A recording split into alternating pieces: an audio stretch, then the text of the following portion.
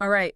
Welcome back, everyone, to another deep dive. Yeah. So this deep dive is going to be on, well, it's going to be about, Dale Carnegie, Okay. how to win friends and influence people. Classic. Yeah. We're going to be going through some YouTube video excerpts and going through the book itself, and trying to figure out, what is it that makes this book, this idea so popular? Why has it lasted so long? What is it about this? And we're gonna try to unpack it for you, so you don't have to go through all the pages yourself. Yeah. But you can still get the kind of core information of what it is. How to build stronger connections with people. Yeah. How to become more influential Right. Right. and Yeah. all that without feeling like you have to wade through tons and tons of pages. Yeah. The book itself is quite interesting. It initially had just a modest print run back in 1937, Yeah. and then unexpectedly became just this massive success. It was a huge hit overnight. Wow. So I think that the book's lasting appeal kind of transcends the economic climate of the time, right? I Yeah. mean, it really speaks to something more fundamental Yeah. about the human experience. Mhm. It addresses these core needs and desires that we all share. Mhm. And it's also been revised over the years to include modern examples, Oh, cool. right? But they still managed to retain Carnegie's original voice and style. So like it's still the same kind of core ideas, but they've just updated the examples so they make more sense to us. Exactly. Exactly. So let's get into like what is the core idea? Like what makes it so appealing? I think for me one of the big takeaways from just even like reading the title is like this idea of being genuinely interested in other people. Yeah, that's spot on. That's really like the cornerstone of Carnegie's whole philosophy, right? It's Right. it's about shifting your focus outward. Right. Instead of constantly trying to, impress others or make it all about yourself, Right. be genuinely interested in them. Right. And one of the YouTube discussions we came across had this really fascinating story about, young Dale Carnegie. Like as a teenager, apparently he saved up all of his money to buy biographies of famous people. Wow. Then he would write them letters, like personal letters. No way. Yeah, like General Grant, Ralph Waldo Emerson, Abraham Lincoln, Jefferson Davis, and he was just driven by this genuine desire to, learn about their lives and what they had to offer. Oh, that's so cool. And it wasn't just like these generic fan letters. Right. Yeah, When yeah. when he wrote to General Grant, he focused on a specific battle. Oh, wow. And Grant was so impressed by his genuine curiosity and interest, that he drew him a map. Yeah, and invited him to dinner. What? And he was like, what, 14 at the time or something? Yeah, he was only 14. Oh my gosh. It's amazing. Just goes to show you the power of that genuine interest. Yeah. I mean, that's incredible. And I love that. I mean, that story is such a clear illustration of the principle, right? Yeah. Because I think a lot of times when we think about like networking or like meeting people, we're always thinking about like, okay, how can I impress this person? How can I get them to like me, to notice me, to see my value? But, Carnegie is saying, flip that script. Don't worry about getting other people interested in you. Be interested in them. Yeah, exactly. And there's a psychological principle at play here. Right. When you show genuine interest in someone, you're essentially saying, I value you and I value your experiences. Right. And it's like, you can make more friends in 2 months by becoming genuinely interested in other people than you can in 2 years by trying to get other people interested in you. Right. And it taps into our like human need for validation. Exactly. When someone shows genuine interest in us, we feel valued, we feel important, and that naturally draws us to them. Right. And it makes us more open to their influence. Makes sense, yeah. So it's really about like trying to understand their world. Mhm. Like their circumstances, their background, the challenges they might be facing. Yeah. What are they passionate about? What are their dreams? Absolutely. It's Yeah. about really, really listening and engaging. And another point that he makes that's really crucial is avoiding criticism, Oh, okay. Yeah. as tempting as it may be sometimes. Right. One of the video summaries pointed out, like, criticism breeds resentment, Right. and that can linger and damage relationships. Oh, for sure. It can fester for a long, long time. And, that fleeting satisfaction that you might get from criticizing someone, like pointing out their mistakes or their flaws. Right. It's just not worth the negative consequences. Right, and it's so easy to do. Like, it's so easy to criticize, Right. to point out what's wrong with someone or their ideas. It is. It is. But, as Carnegie says, like anyone can criticize. It's the weak person, he says, that criticizes or complains. Right. It takes real strength to hold back and to see the good in others. Exactly. And, it's important to remember that people are driven by their emotions Yeah. just as much as logic, if not more. For sure. For sure. So even if your criticism is like, completely accurate, it's unlikely to lead to any positive change. Right, because you're basically just hurting their ego. Yeah, you're just bruising their ego. Right. And creating resentment. Right. Okay, so we need to cultivate that genuine interest, and we need to steer clear of criticism. What else? Like what else can we do? Well, one of the things that Carnegie talks about that I think is super important, and it's so simple that it almost seems like too obvious, is a smile. A smile. A smile. Yeah. It might sound overly simplistic, Right. but the impact of a genuine smile, in making a good first impression, conveying goodwill, Right. is huge. Right, yeah. Because think about it, a smile is a silent message, Right. but it speaks volumes. Right. It says, I like you. You make me feel good. I'm glad to see you. Yeah, it's amazing. One of the videos we were watching, they were talking about this New York stockbroker named William B. Steinhardt. Okay. And everybody, this guy was known for being quite grumpy. Grumpy. And he rarely smiled, So he decided, you know what, I'm going to try this Carnegie thing. I'm going to smile more. Right. So he started smiling at his wife, the doorman, the person at the subway ticket booth, even his colleagues at work. Wow, even in that stressful trading floor environment. Oh, yeah. And the results were remarkable. So he said that, after just 2 months of doing this, deliberately smiling more, he felt more genuine happiness than he had in the entire year before that. Oh, wow. And it wasn't just like a personal thing, Right. He also noticed that at work, complaints and disagreements, they became easier to navigate. Interesting. And even his revenue, the money he was making increased. Oh, wow. So it had tangible results. Yeah. It's crazy. And I think it speaks to the almost automatic, positive reaction that a smile triggers in others. Yeah, think about it. When you see a baby smile or a dog wagging its tail, Right. it instantly makes you feel a little bit better. Yeah. It's just this natural response. Right. Yeah. So Carnegie's saying if you want to be instantly likable, Yeah. greet people with a genuine smile and, show them that you're happy to see them. Makes sense.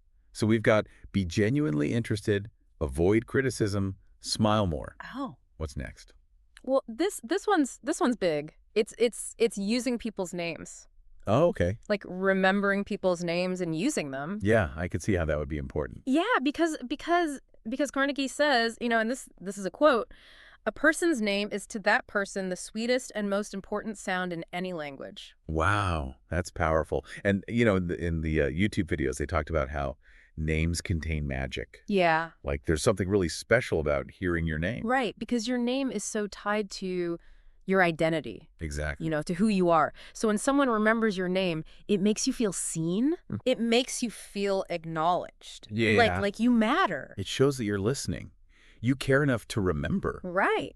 It breaks down barriers. Yeah. Creates a connection. Right. And on the flip side, forgetting someone's name, or even worse, misspelling it. Oof, yeah. That can be a huge mistake. Right. Because it can be interpreted as a lack of respect or interest. You don't care enough to get it right. Right. And Carnegie actually talks about his own struggles with remembering names, Oh, interesting. He admits that it was a weakness of his, and he realized how important it was to overcome that. So what did he suggest? Well, he had some really practical tips, write it down as soon as you hear it. Okay, yeah. Ask the person to spell it if you're not sure. Mm-hmm. And then try to create some kind of memorable association in your mind. So you can link it to something you already know. Right. So for example, if you meet someone named like Sarah, who's a gardener. You might think Sarah's garden. Oh, yeah, that makes sense. Yeah. I've tried that before, actually, the association thing. Oh, yeah. It definitely helped with a few names. Right. Still blanked on some, but it's better than nothing. Right. Right. And it's interesting, Andrew Carnegie, the industrialist. No relation to Dale, right? No, Yeah. really, no. He also understood the power of names. Oh, okay. Like he used it in his business dealings. How so? Well, one of the discussions mentioned this story about when he was merging with the Pullman company, Oh, and he suggested that the new company would be called Pullman. oh, interesting. Like keep the Pullman name, Yeah. and that apparently really helped smooth things over with George Pullman. Oh, wow. So it made him feel valued and respected. Right, and it made him more willing to finalize the deal. So it wasn't just a nice gesture; it was a strategic move. Exactly. Yeah. I mean, it makes sense when you think about it, having to constantly ask someone for their name again or getting it wrong. It makes them feel like they're invisible, Right. insignificant. Yeah, like they don't matter. Exactly. Right. Okay, so we've got, be genuinely interested, avoid criticism, smile more, remember names. Mm-hmm. What's another big takeaway? What else is there?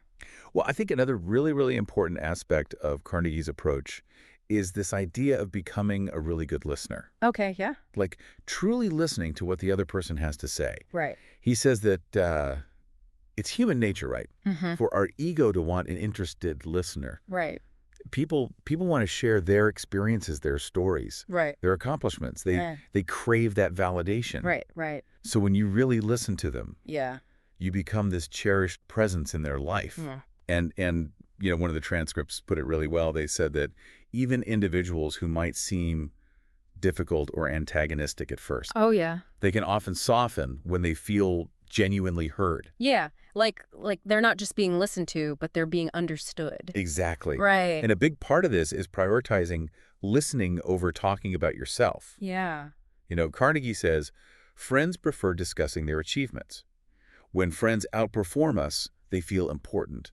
When we outperform them, they feel inferior or envious. Right. And I think that's such a hard thing to do, Oh, yeah. because we're so often focused on ourselves and our own experiences. It is. And we want to jump in and share our stories and our thoughts, but Carnegie's saying, hold back. Yeah. Listen first. Mhm. And there's a great anecdote about Carnegie himself. Oh, okay. He was at a dinner party, Yeah. and there was this botanist there, and Carnegie said that he barely said a word the entire evening. Wow. He just listened to this botanist talk about plants. All evening. Yeah. Wow. And afterward, the botanist told the host what an interesting conversationalist Carnegie was. Wow. So just listening made him interesting. I know, right? That's amazing. So it's almost counterintuitive, but it really works. Yeah, because most of us, we're so busy thinking about what we're going to say next Right. that we don't really listen. We're just waiting for our turn to talk. Right.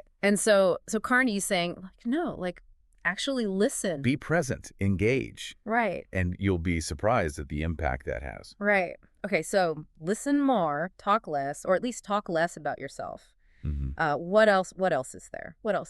Well, when you do talk, when you do have something to say, Carnegie suggests that you should talk in terms of the other person's interests. Okay, what does that mean?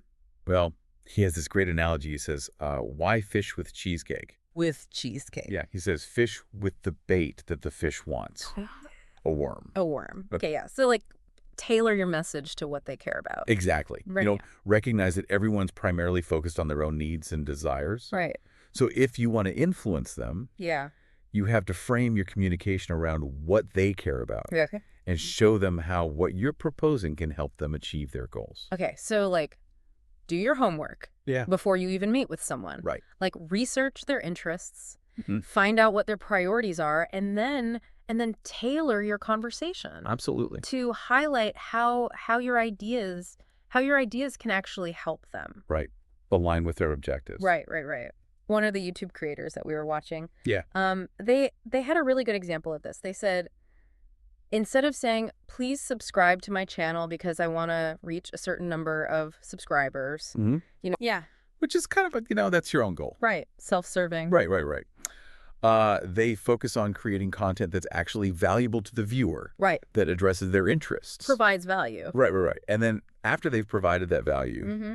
they make the request to subscribe. Okay. So they lead with the benefit to the viewer. Right.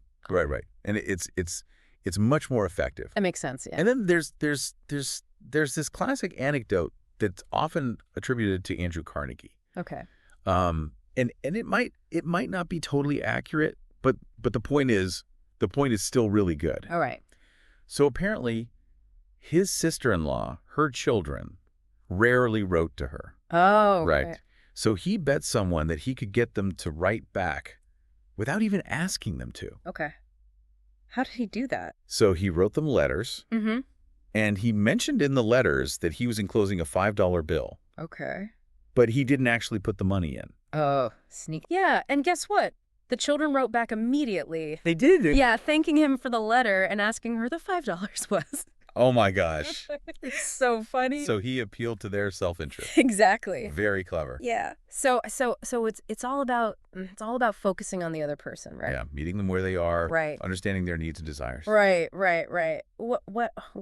What's next? What else? Okay, well, after you've, established that connection, Carnegie talks about the importance of making the other person feel important Okay. and doing it sincerely. Right. Because he points out that almost everyone you meet thinks they're superior to you in some way. Right. So the key to let them know that you recognize their importance. Okay. Yeah. But it has to be genuine. It can't be fake flattery. Right. You Right. know, Right. it has to come from a place of genuine respect and appreciation. Right. So it's not about like brown nosing or sucking up. No. It's about seeing the value in others Right. and acknowledging it. And he also says, like, avoid doing anything that might make them feel small or insignificant. Yeah. Don't belittle them. Don't put them down. Right. And he stresses the importance of praise, like giving praise freely without expecting anything in return. Yeah. Just to uplift them. Right. Acknowledge their worth. One of the summaries quoted Ralph Waldo Emerson, who said that he believed that every person he met was superior to him in some way. Oh, wow. That's a great perspective. Yeah. It means there's always something to learn from others. Right. And Carnegie argues that this desire for a feeling of importance is actually like a really powerful motivator. Mm-hmm. He says it can even drive people to extreme behaviors. Really? Yeah, like he contrasts the notorious criminal John Dillinger, Okay. who took pride in being public enemy number one, Right. with someone like John D. Rockefeller, who sought his sense of importance through philanthropy. Oh, okay. So they both wanted to feel important, Right. but they went about it in very different ways. Yeah. And even like historical figures throughout time, like George Washington, Catherine the Great, they all craved titles and recognition. So the universal human need. Yeah. And the book even talks about like people who feign illness for attention, Oh, wow. Just to feel important. Yeah, or psychiatric patients who create these elaborate fantasy lives to feel significant. That's sad. Yeah, it is sad. But it shows how deep this need goes. Right. Yeah. So it's clear that this need for importance is really powerful. It is. And Carnegie's saying that we can actually fulfill this need in a positive way. Yeah. Through sincere appreciation. And praise. And praise, right. And he points out that Charles Schwab, who was one of the first people to make over $1 million a year, attributed his success to his ability to arouse enthusiasm among his workers. That's amazing. Yeah. So it's all about making people feel valued. Absolutely. And when people feel valued, they're more likely to work hard and be successful. Right. Now, what happens when disagreements arise? Like how do we handle those situations? Well, Carnegie has a very, very clear principle on that. He says the only way to get the best of an argument is to avoid it. Really? Yeah, because he argues that engaging in arguments rarely leads to a positive outcome. Right. If you lose, well, you've lost. Right. But even if you win, Yeah. the other person is likely to resent you Right. because their pride is wounded. Right. And you probably haven't changed their mind. Exactly. It's like that saying, a man convinced against his will is of the same opinion still. Exactly. One of the YouTube summaries told a story about a truck salesman named Patrick J. O'Hare. Okay. And he used to love arguing with potential customers. Cool. He thought he was really good at it, Yeah. and he would often win those arguments. Right. But he realized that he wasn't winning any sales. Right, because they'd be like, yeah, you're right, but I'm not buying from you. Exactly. Right. So he changed his approach. Okay. He stopped arguing, and he started agreeing with the customers. Really? Yeah. He focused on understanding their preferences and validating them, Oh, wow. and his sales skyrocketed. Really? Just from agreeing. It's about finding common ground, Right. Right. Building rapport. Right. Okay, so we need to avoid arguments. Yeah. But what about like, sometimes you disagree with someone, Yeah. what do you do then? Well, Carnegie talks about this idea of showing respect for other people's opinions. Okay. And he has a really important rule.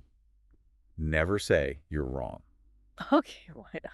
Because people are very attached to their opinions, even if they're not based on facts. Right. And when you tell someone they're wrong, it feels like a personal attack. Right, on their ego? Yeah, on their self-esteem. Right. And they're likely to get defensive and retaliate. So what do you do? Like, if you think someone is wrong, how do you address it? Well, Carnegie tells a story about how he once bought a car, Okay. and he paid a little bit too much for it. Mm-hmm. And a friend of his criticized him for it. Right. And Carnegie got defensive. Yeah. He argued back. Right. But later, another friend admired the car, Mm-hmm. and Carnegie readily admitted that he could have gotten a better deal. Oh, interesting. So the positive approach yeah. disarmed him, Right. whereas the criticism made him defensive. So it's about how you approach it. Exactly. Okay. It's about respect Right. and tact. Yeah. Lord Chesterfield said, "Be wiser than other people if you can, but do not tell them so." Right. And Socrates, the great philosopher, he said, "One thing only I know, and that is that I know nothing." A little humility goes a long way. Right. So instead of saying you're wrong, Yeah. Carnegie suggests starting with phrases like, well, now look, I thought otherwise, but I may be wrong. Let's examine the facts. Okay. Yeah. So be more open-minded, Yeah. Yeah, Don't be so absolute. exactly. Right. Invite them to a discussion. Right. Now, what about when you are wrong? Yeah, that's a good one. What do you do then? Carnegie's advice on that is very simple. Admit it quickly and emphatically. Really? Yeah. Because when you admit you're wrong, it disarms the other person. Okay. They might have been ready to criticize you Right. to make themselves feel important. Right. But when you own up to your mistake, Yeah.